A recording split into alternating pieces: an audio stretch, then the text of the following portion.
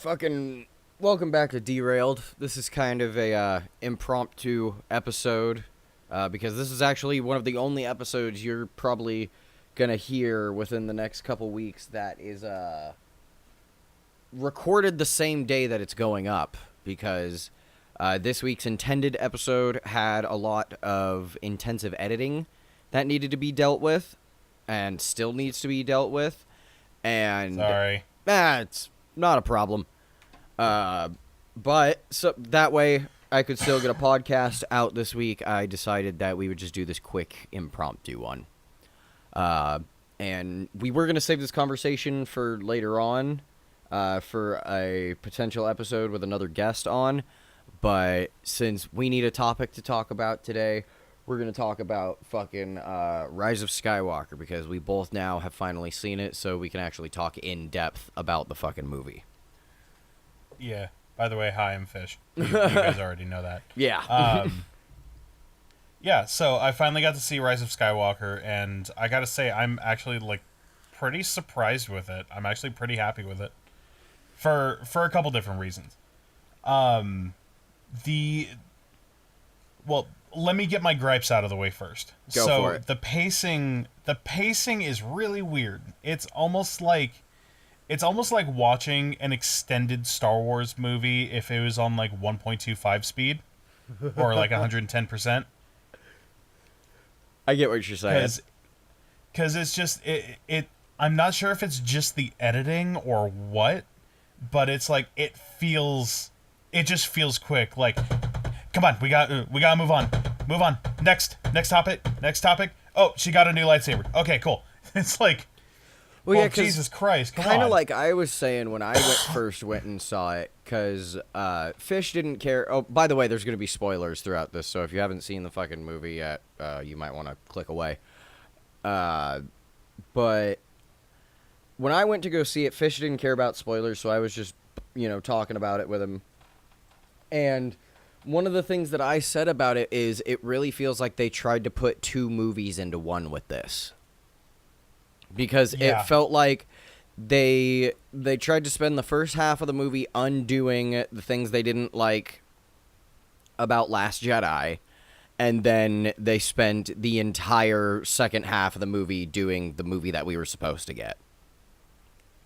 Yeah, that basically sums it up pretty well. Because one thing that I'm actually really happy with is I do enjoy. Granted, it's been a hot minute since I've seen The Last Jedi, but from what I remember, I do actually enjoy the pacing of that. Although I understand some people may not like long exposition and that sort of thing. Right. But I'm the kind of person who I sit down every week and watch a 4 to 5 hour fucking D&D live play show every fucking Thursday. So I'm used to long exposition. I'm used to a lot of things that the average Joe with their average Joe attention span,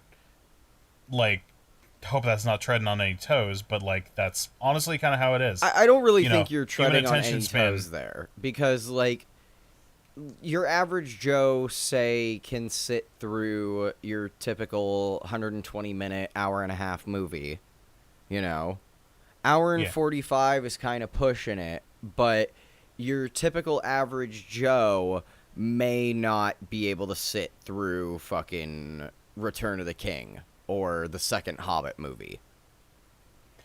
Dude,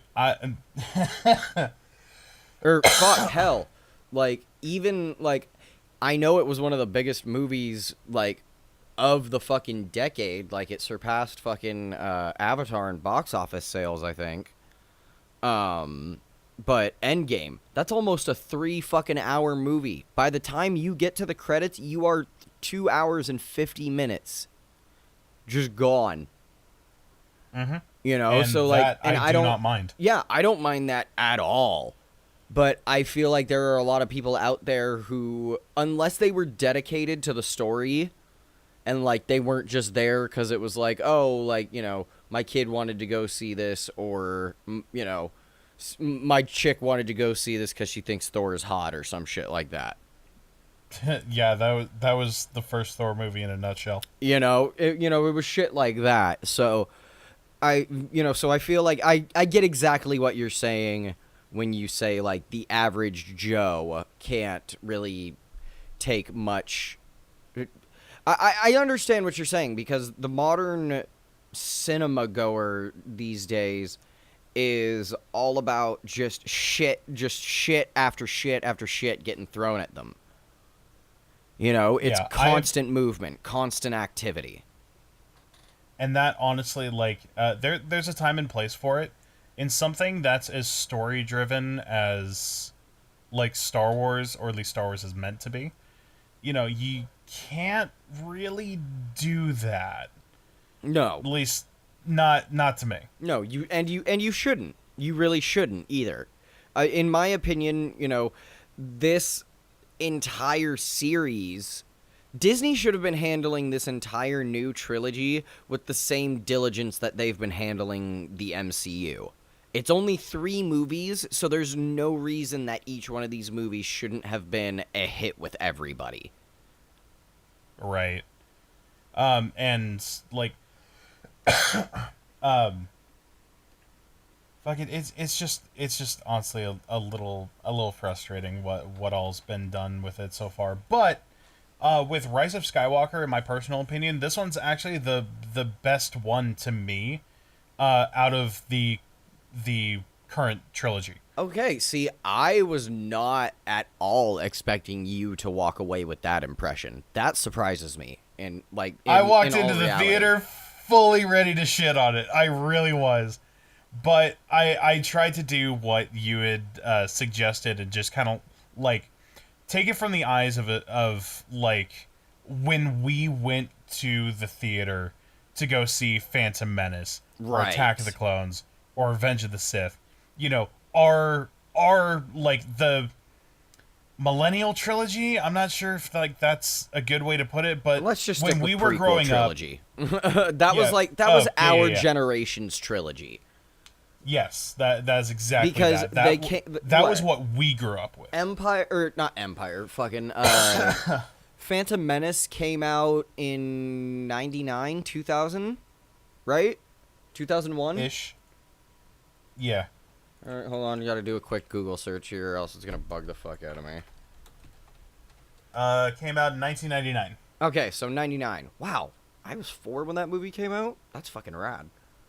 Yep, May 19th, 99. I was about to turn 7. Yeah, I was... wait, what month did it come out? May. May? Oh, yeah, I had just turned 4 when this movie came out. Yeah. And My- I went my and saw it. birthday's I went and later saw on. it in theaters. Shit. But And yeah, see, fucking- that's the thing about this fucking movie, is the only thing I really remember about my first viewing of Attack of the Clones was, that movie really didn't leave much of an impression on me. Like, the part with all the Jedi was cool,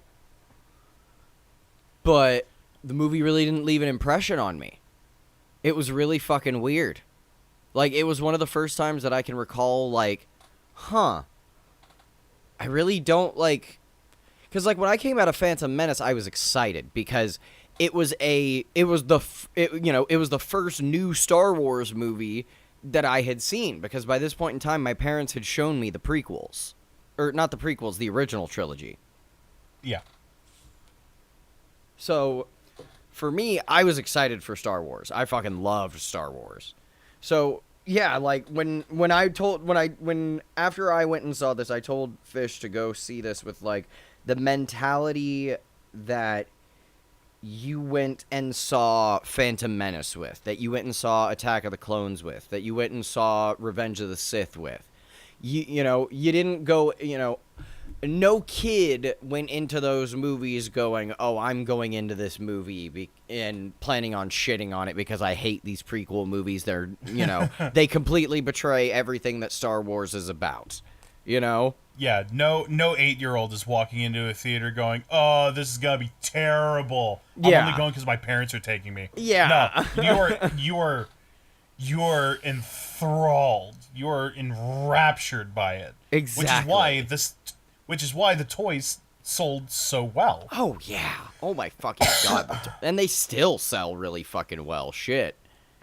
Yeah, the Black Series figures. I, I'm I wouldn't say I'm an avid collector of like Marvel Legends and Black Series, but I do have a decent like beginner collection, Right. and I'm hoping to expand. Like the fact that I found the Black Series Revan for less than like $60 made me so happy. That's a fucking Like steal.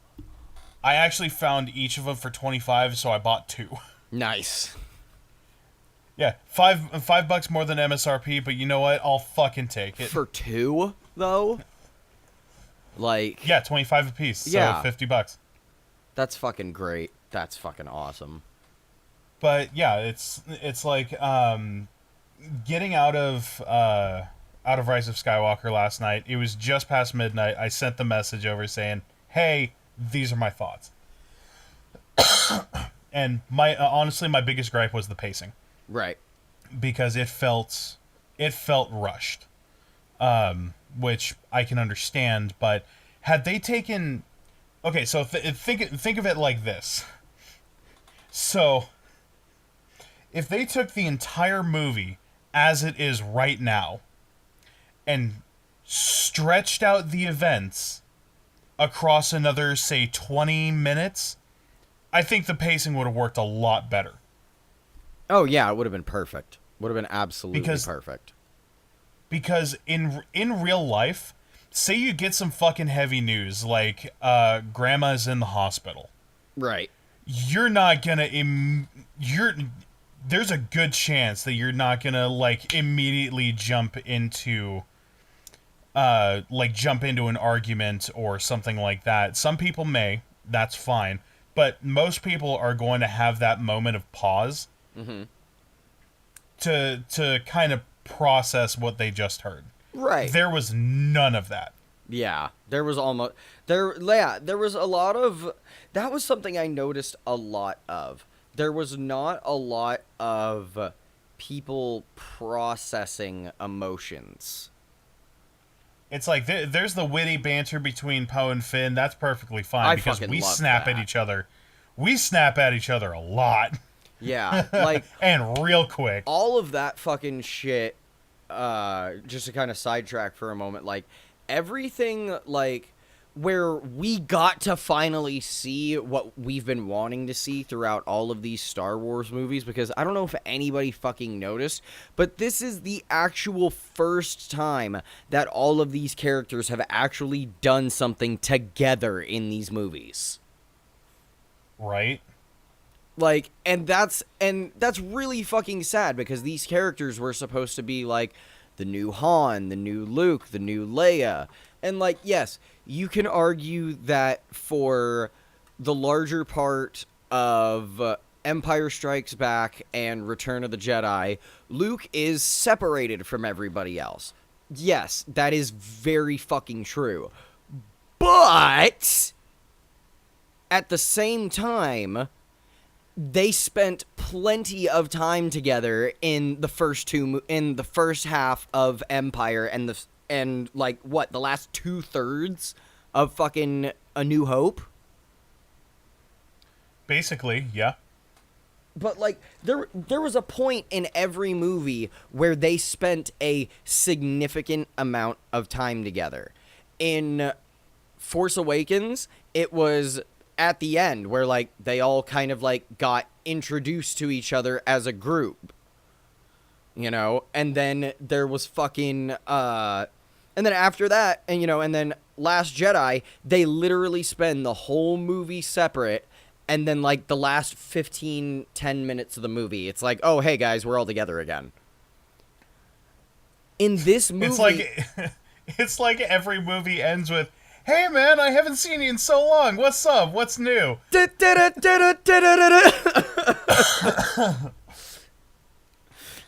Oh God. But yeah, so like that was one of the things that I really liked about this movie was that like our new generation of characters actually got to spend a fair amount of time together in this flick, and I fucking loved that. And I honestly love how they did it, because it's like, fucking, yeah, I'm going. Yeah, we know. We're going to. It's like, wait, what? Huh? No. No, that's not how this works. It's like, bitch, that's not how this works. We're going. Exactly. Cuz I mean, like how many times have you like gone out with a friend, or like they're going through something, and it's um like, they're going through something, and you're like, dude, I'm not leaving you alone. Yeah, no, I 100% know what that is like. It's just like, yeah, I know you want to be alone right now. I know you want to go handle this alone, but fuck you.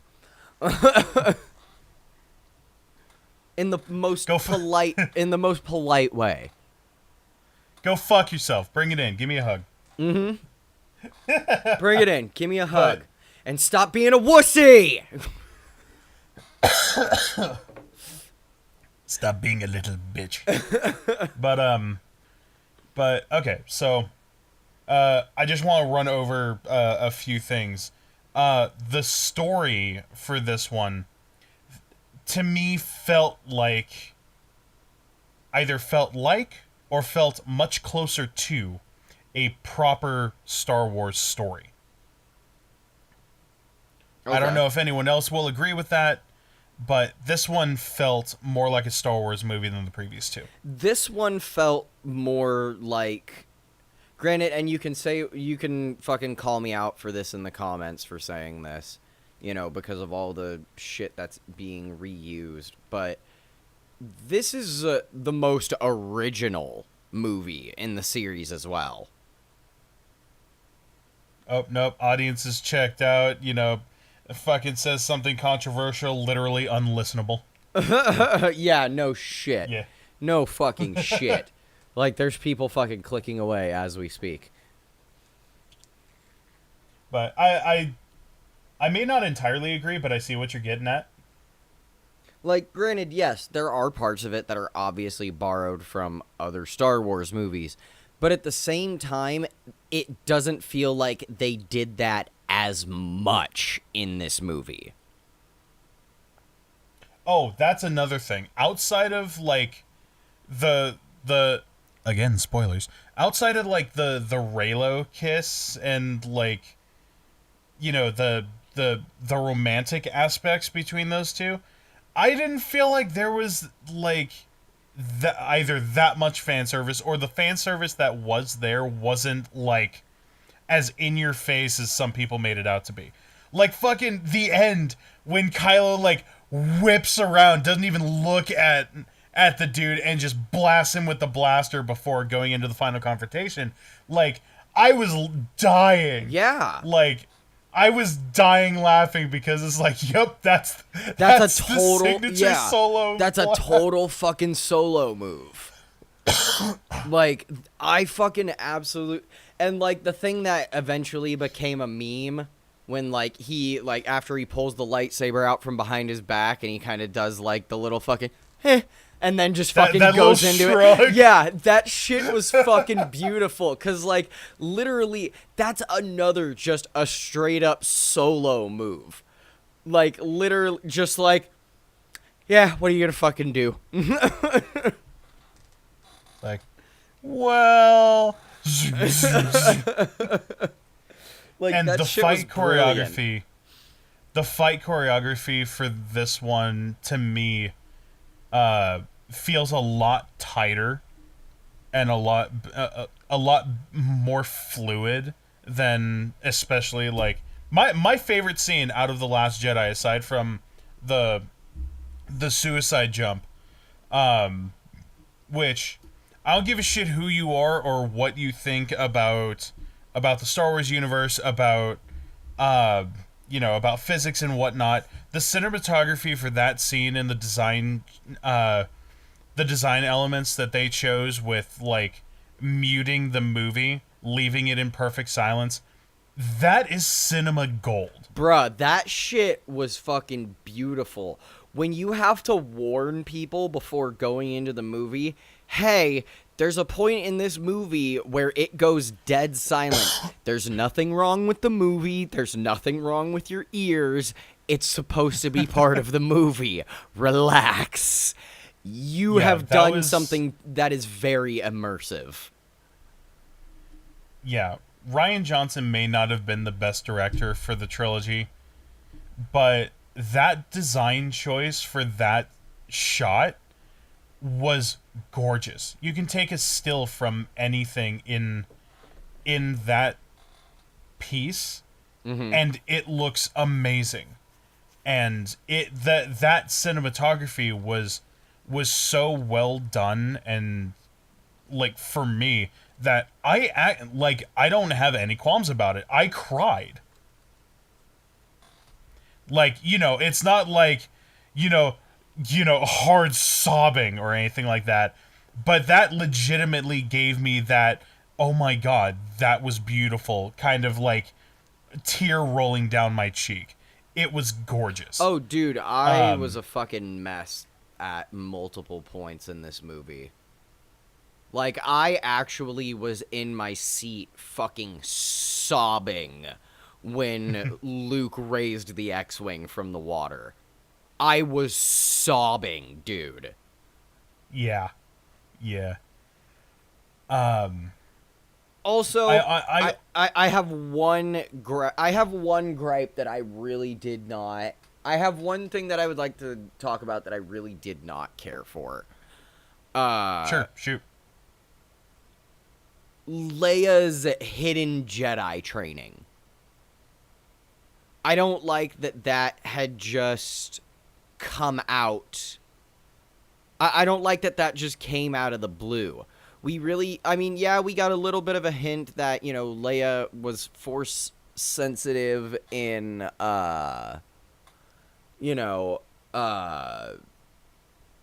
fucking, God, what am I trying to say?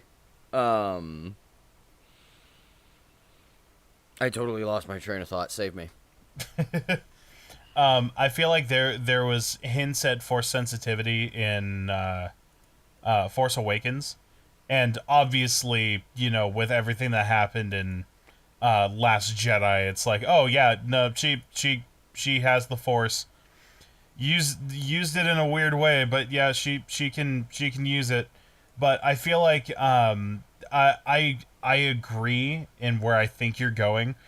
If they were going to show any like quote hidden training or hint at Jedi training in general where Leia is concerned, I feel like it should have been then. Yeah, like Like- they need to, they should have expanded on this more previously because, like you said, it's another pacing issue with this movie because Luke convinces, once again, spoilers, Luke convinces Rey to not give up and become a hermit and to finish what, was started. And so she's like, okay, I'll do it. And she's, and so I think this is, I can't remember, is it after or before he pulls the X-Wing out of the water that he gives her the lightsaber? Before. It's because before? the X-Wing was the last thing before it transferred back to the Rebel base, where they're like, wait, is that's Luke's numbers? What's going on here? And then it shows her in the X-Wing, trying to get to the planet. Okay. What was the planet's name? Because I know it's not. It's not Korriban. Yeah, it's not the Sith homeworld, No. or at least not the Legend Sith homeworld. Uh. It's Disney's take on like Fuck. the Sith origin. Hold on a I second. I think if there was one piece of fan service that Exegol. I feel like Exegol, yeah, that was it. I feel like if there's one piece of fan service that they kind of missed out on, even though we all would have eye rolled, it would have been the Do it. He said it. Did he? Yeah, he says it. He in that is do it. Not in that exact cadence, but the Emperor does say "do it" in in Rise of Skywalker. I was waiting for it through the whole movie, and I was so happy when it happened. Was it when he's like telling Rey to strike him down? Yeah.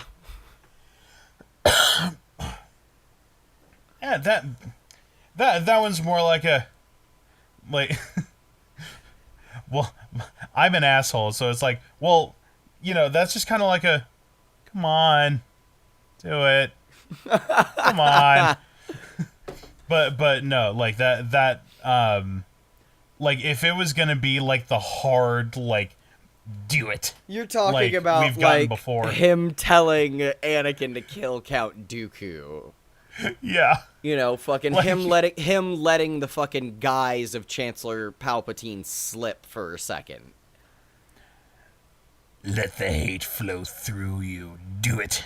Yeah, like that honestly, like, not to go back to talking about the prequels while we're talking about this movie again, but like that was one of the things I actually really thought was really clever about a lot of episode 3, honestly, was Palpatine was getting more cocky in, fucking letting himself be seen as his true self.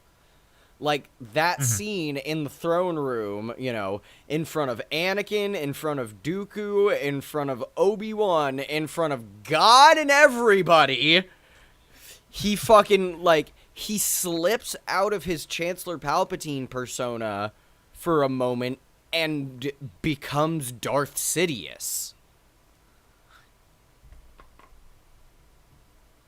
Yeah. But yeah. So it had its pacing issues, but I thought the story was great.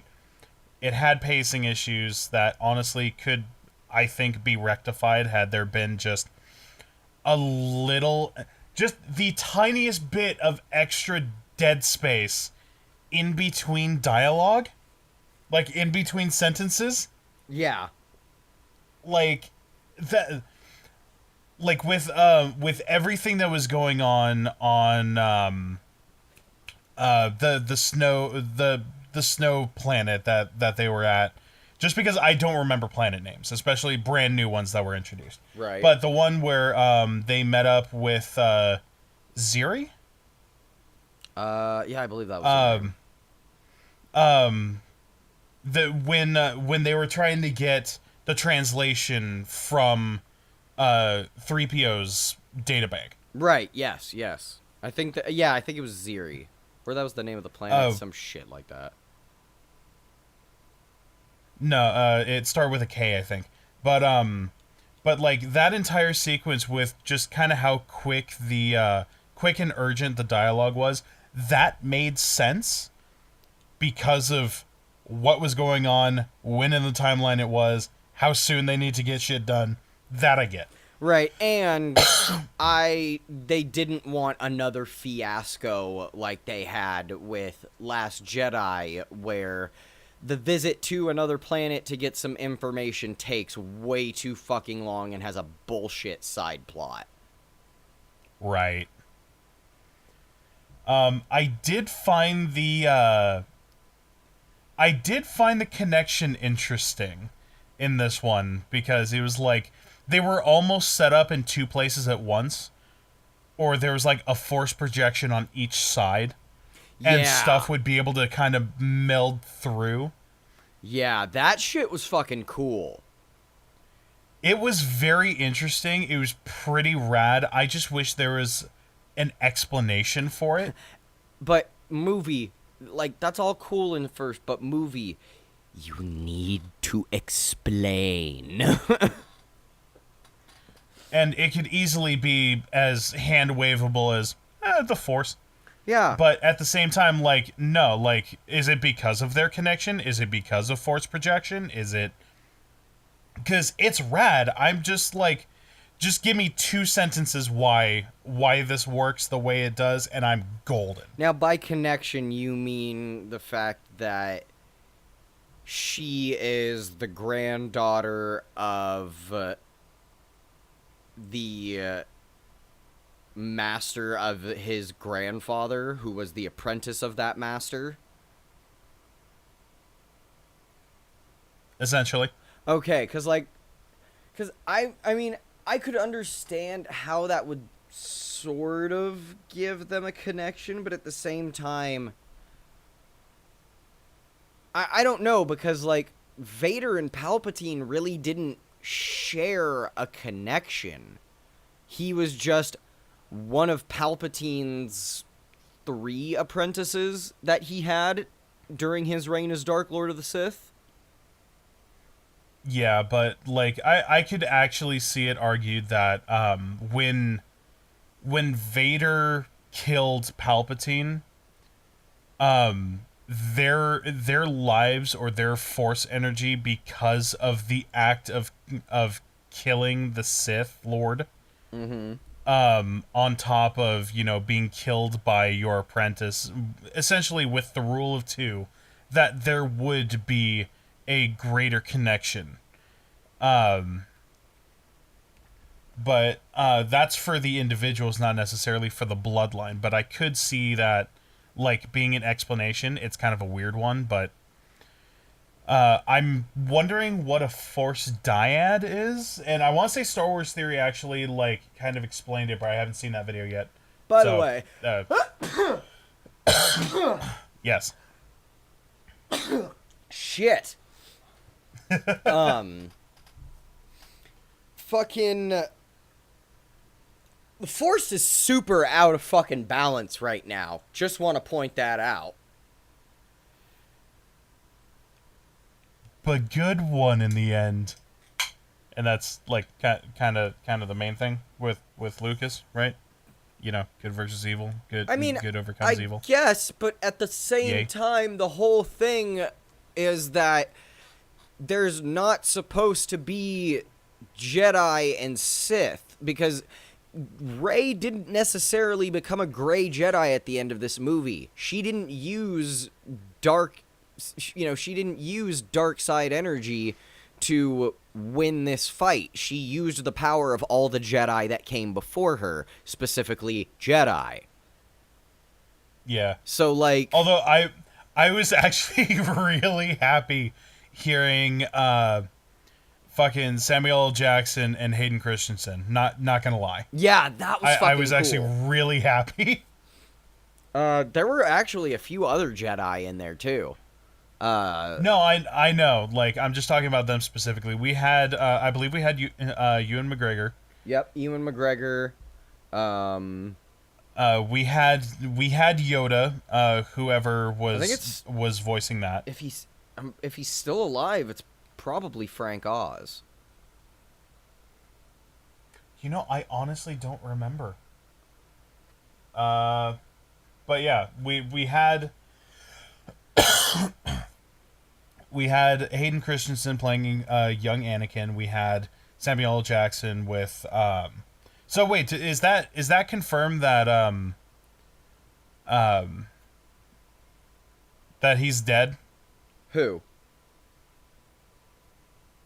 Mace Windu. There we go. Oh yeah, I guess that does kind of confirm that he's dead. But I mean, like, it was always presumed. But like, and by especially like by this point in time, especially unless he had become a Sith,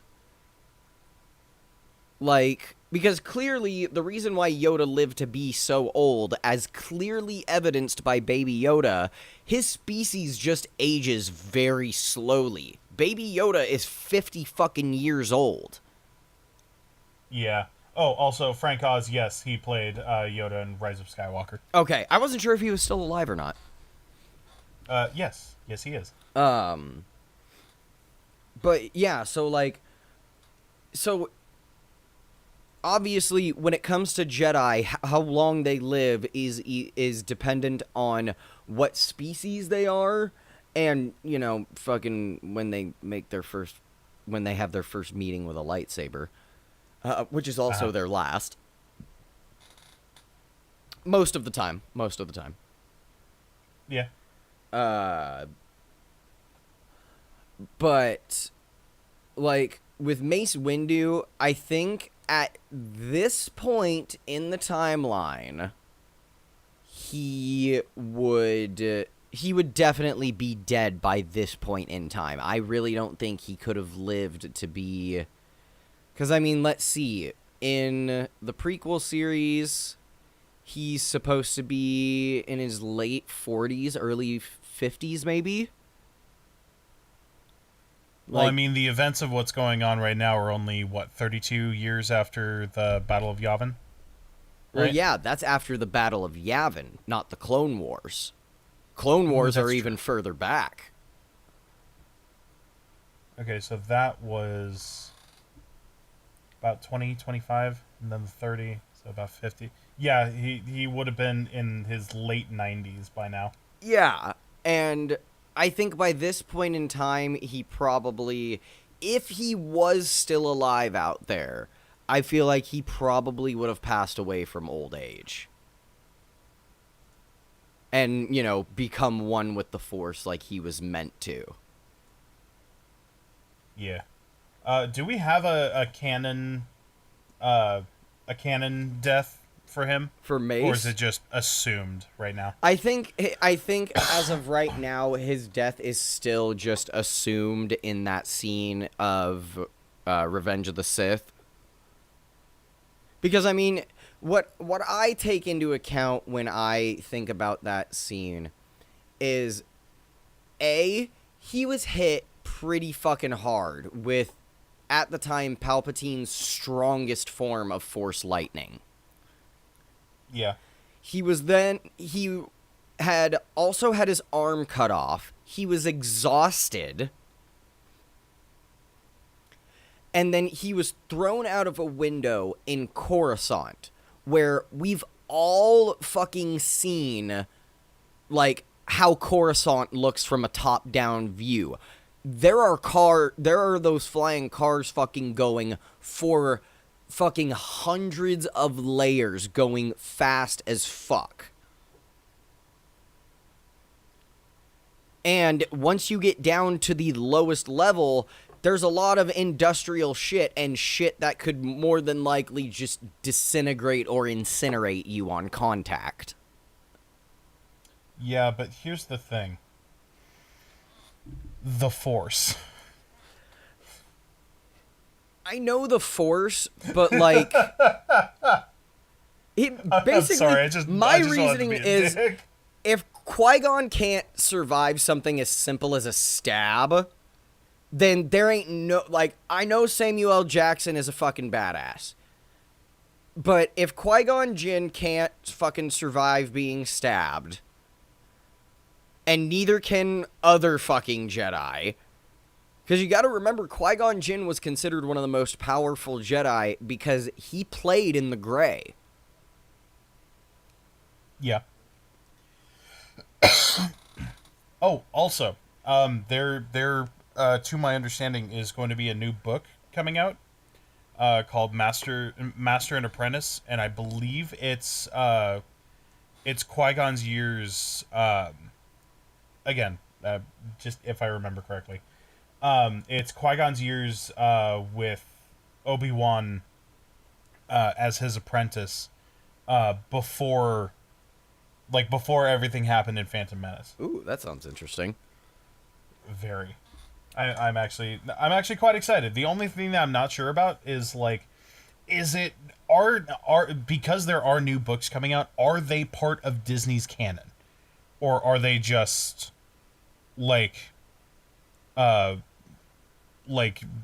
stories that got permission from Lucasfilm? In my opinion, in my opinion, I honestly think it's... I mean, Disney is well aware of the fact of the amount of shit they fucking shit-canned when they they created quote unquote legends from what we knew and loved as the expanded universe. Oh, excuse me. I was wildly misinformed. This came out last year. I thought it was Oh, coming out this year. So yeah, Master and Apprentice I'll have to check that out. came out April last year. Um, but so they are very well aware of all the things that they threw out the window when they made that decision. Yes. So what I think they're doing with all of these books and all of these comics is they are quickly trying to build their own expanded universe.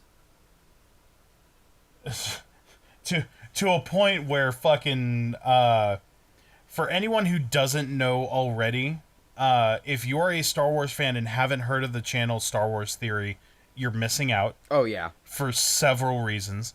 One of which is he got permission, explicit permission from Lucasfilms, to make a Star Wars fan film of Darth Vader.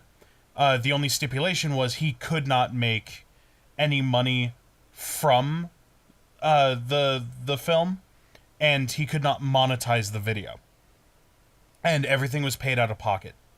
Yeah. So, but like it got such heavy recognition that it actually got a copyright claim from Disney. And that lasted, I think, a couple weeks before Lucasfilms themselves, as a separate entity from Disney, said, stop that. And he got it back. So, yay, the fans, the fans won this time. Yeah. But that, honestly, to me, shows that, yeah, Disney's kind of hurting for Star Wars stuff, and they're paying attention. Yeah. And it's sad to say, but it kind of feels like, and this is not the filmmakers at all. This is purely the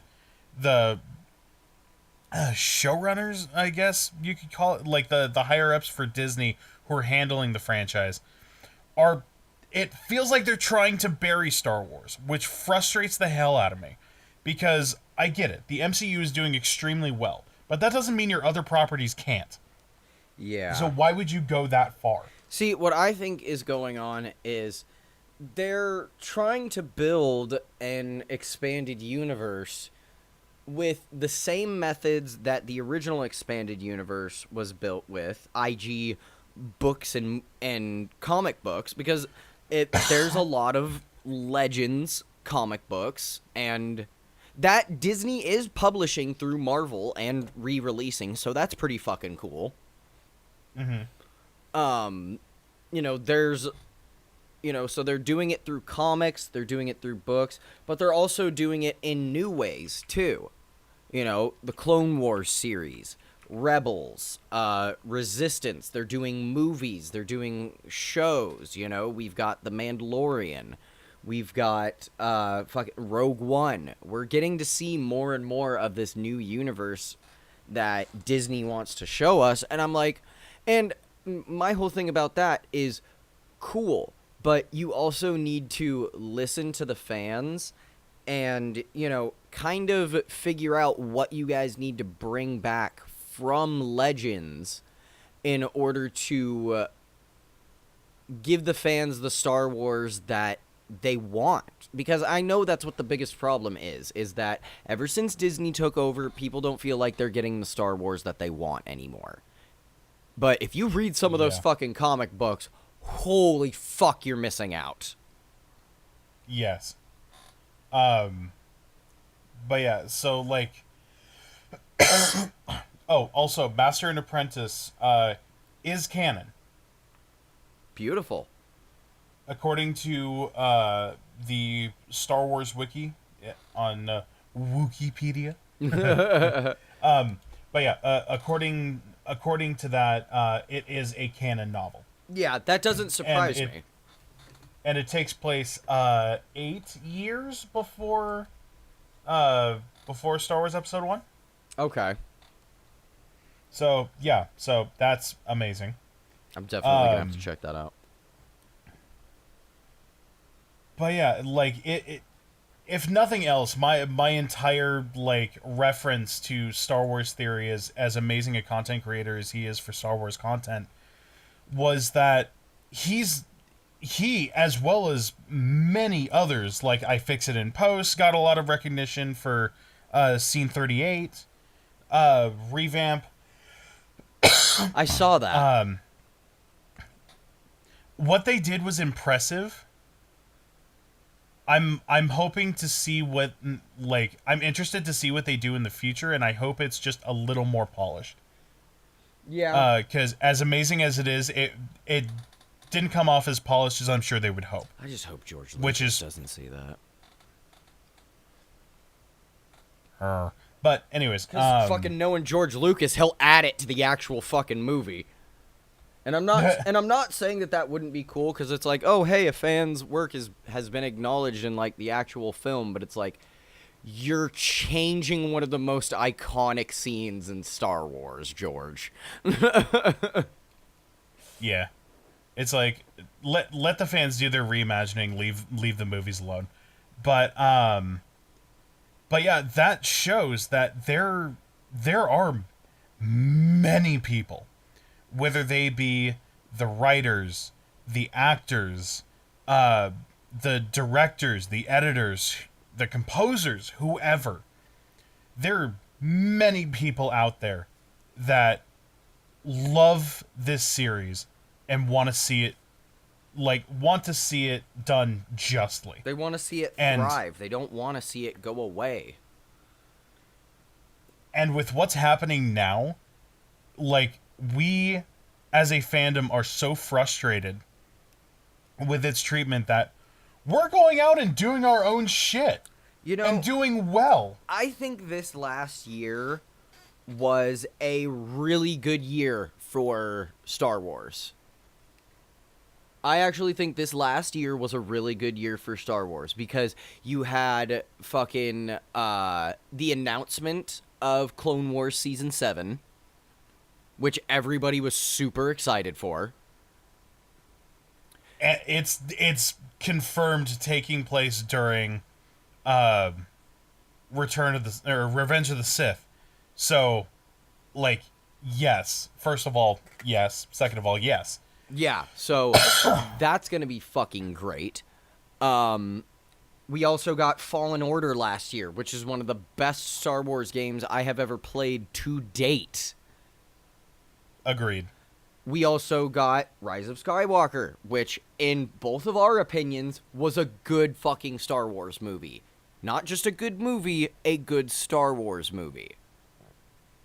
It has its faults, for sure. And so do all the other movies, if we're being real here. A New Hope has its Yes. goofy moments. Empire has its. Fucking Return of the Jedi has its goofy moments. Fucking Episode 1 is pretty much made of them. Sorry, I love that movie, but it's true. Attack of the Clones has some really fucking weird ones. And fucking Revenge of the Sith just has some gruesomely weird ones. Yeah.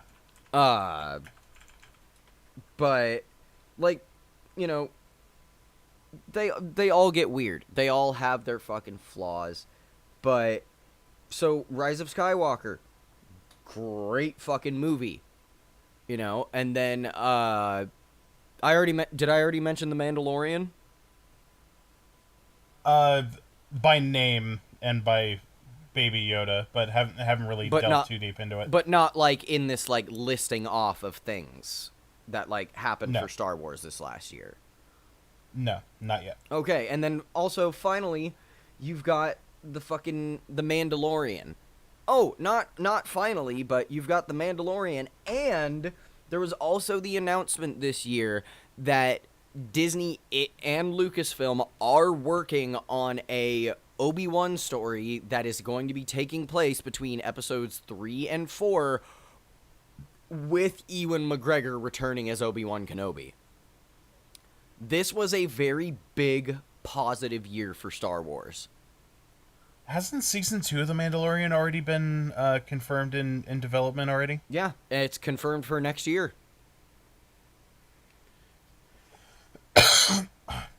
See, It's either confirmed for next year or confirmed for later this year. either way, that like I've been saying this for a while, just because like I don't know who he is personally, but or yeah, I don't know who he is personally. I don't know what he's like in a private setting, but I fucking love Jon Favreau. I really do. Oh, yeah, 100%. He's one of the people who's had a lot of creative control when it comes to Marvel movies. He's done his own solo stuff. Chef was a great movie, honestly. Yeah. And like he's got his own stuff. Like I want to say there was a Netflix series where like he was going around to different places, like seeking out different cultural foods, include and it was just a lot of good stuff, good passionate stuff. It seems like, and he's had like I said a lot of it seems at least a lot of creative control when it comes to the projects that he's been a part of or he's led, Right. like the Iron Man movies. Fucking, I believe he's had a decent bit of influence with the Spider-Man movies. Considering he's a key character in Spider-Man's story now. And isn't he also like an executive producer on those movies or some shit? Yes. So he's been doing great with Marvel. He's done The Mandalorian, and The Mandalorian, I don't think I've heard anyone I know who even casually enjoys Star Wars say anything bad about it. I've heard a lot of like, "Oh my god, this has a lot of tropes," but like none of them say that's a bad thing. No, In fact, it's great. I've been paying a lot of attention to a YouTube channel over the past year since it was introduced to me, called Overly Sarcastic Productions. And one of the two characters, Red, she deals with literature analysis, Mm-hmm. and has a series called Trope Talks, Ooh. where she basically breaks down various tropes from literature, from popular literature across the ages, and kind of breaks it down and like gives examples of what works, why she believes they work, or why they've been proven to work, and why some don't, and like changes that someone as a writer, if they're watching it, can make to implement it in a way that's not, gonna get eye rolls, Right. or to really sweeten their story. I remember when The Mandalorian first came out. It was like within the first 3 episodes. She tweeted out. I don't remember the exact wording, but she essentially said, "This is a series that is riddled with tropes, and I think that's the one of the best things to happen with this." It really is. Because, I mean, let's be honest. You know what else is also filled with tropes? Man, The fucking Iron Man movies. you're right. Jon Favreau knows how to use tropes, but he knows how to use them well. He doesn't use them as a gimmick. He uses them as tools, the way they're meant to be used.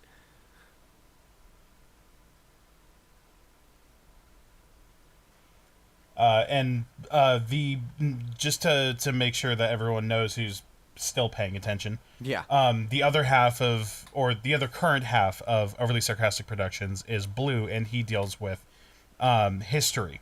Oh. So it's like breaking down breaking down the history of a certain region, or like world events across a certain space of time, or a certain time period, that sort of thing. and their stuff just in general is fascinating. I highly recommend them. And I'm currently looking through their Twitter so that I can find the exact the exact tweet, because it was a small thread, but it was glorious. Fuck. When did the Mandalorian come out? Because it was around that time. November, late October, early November. Oh, okay. I think it was around there. See, this is one reason why I love this channel and why I love their Twitter specifically. One thing about the one thing about Cats that genuinely astounds me is that they made a new song specifically for the film, quote, "Beautiful Ghosts." Movie musicals do this so they can pick up an award for best original score, since the rest isn't original. They put that Academy bait in this trash fire. Quote, "We're gonna win so many fucking awards," said the filmmaker as he directed an actor to get up close and personal with the heroine's bare feet for no adequately explained reason. It's like, oh yeah, that basically like perfectly encompasses most people's thoughts of that movie. But yeah. Okay, still looking.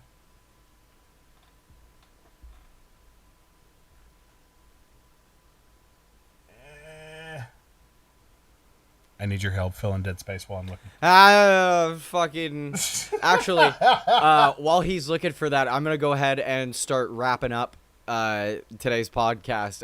It's going to be a short one today, just simply because, like I said, needed to get something, recorded and out there. So I figured we'd sit down and fucking talk about fucking Star Wars for an hour, because that's pretty much what we do anyways. So why not fucking get a podcast recorded, since I didn't have anything ready for this week, because I'm an idiot. Yes, you are. But next week we will be going back to the pre-recorded episodes. I don't know if we ever will get to a point where the episodes come out, are always coming out the same day that they're recorded. I don't have the energy for that kind of turnaround, especially after recording an episode most of the time. Mm-hmm. But I don't know. We'll see where we go, what happens later on in the year.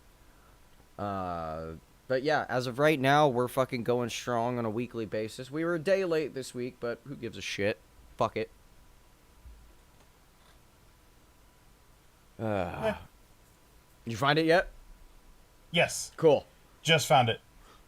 Okay, The Mandalorian is proof that a story can be completely trope overloaded with absolutely zero shocking twists or original concepts and still be incredibly entertaining and well written.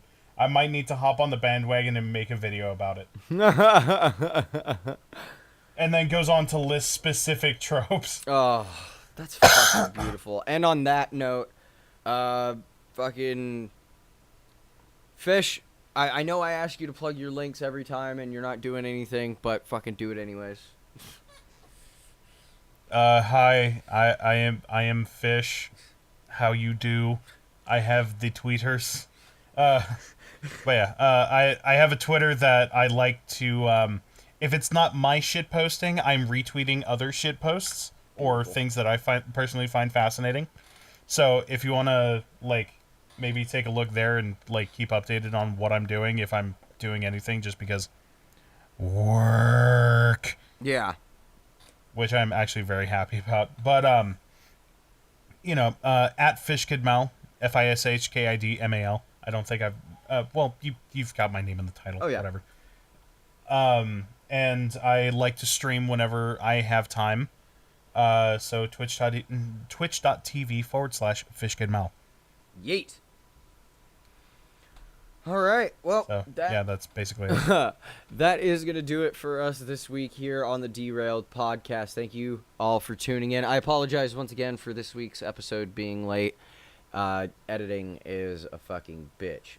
Next week should be the fucking hefty edited episode with once again Fish here and our buddy Chris. So be on the lookout for that next Friday.